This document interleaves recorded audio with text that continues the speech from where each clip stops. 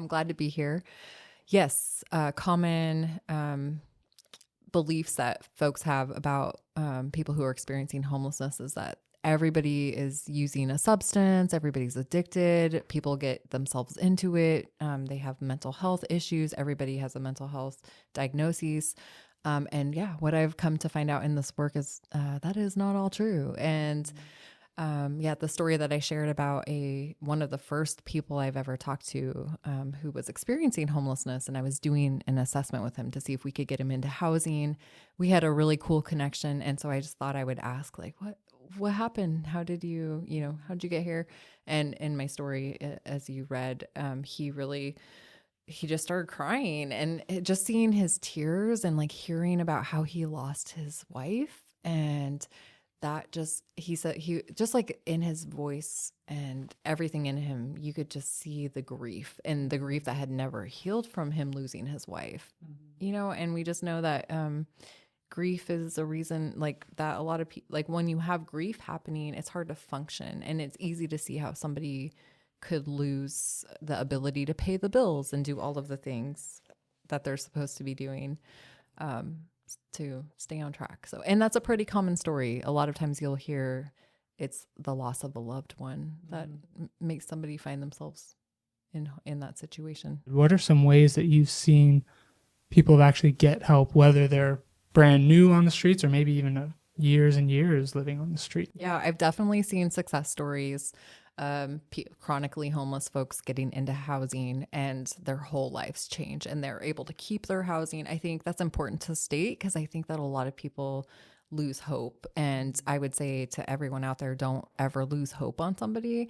And it's all about getting somebody into housing when they're ready, but going to like, my experience is if you can help somebody find housing within the first year that they're experiencing homelessness, that's the best time, to do it. Because I oftentimes hear providers say like the person that they were on within the first year is not the same person that they are years into homelessness because of all the trauma that builds up over the time of being outside.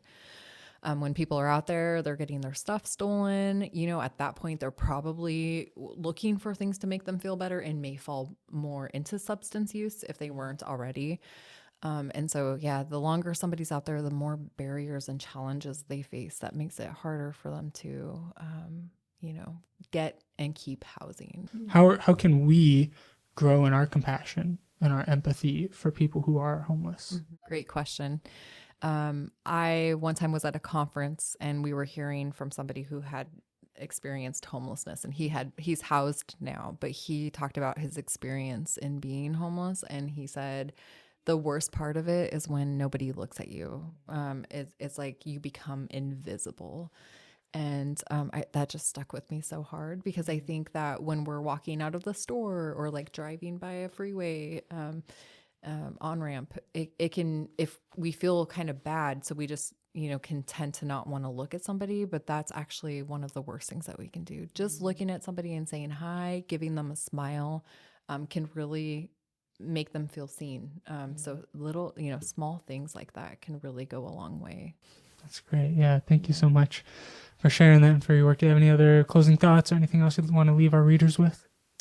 No, just thank you for the work that you do here at Love Inc. And thank you for opening up this topic. It's not something that's easy to talk about. And I would also just say that, there's lots of ways to get involved, and I can share those with you for the listeners. If somebody wants to help the people who are experiencing homelessness, there are different ways to get involved. Thank you everyone for watching. If you enjoyed this video, make sure you like, subscribe to our channel so you don't miss any of our future videos, and then share it with your friends, your family. Let them know what you're thinking about this and what you're learning from this. If you have any thoughts or questions or anything like that you'd like to pose to us, feel free to put them in the comments section below.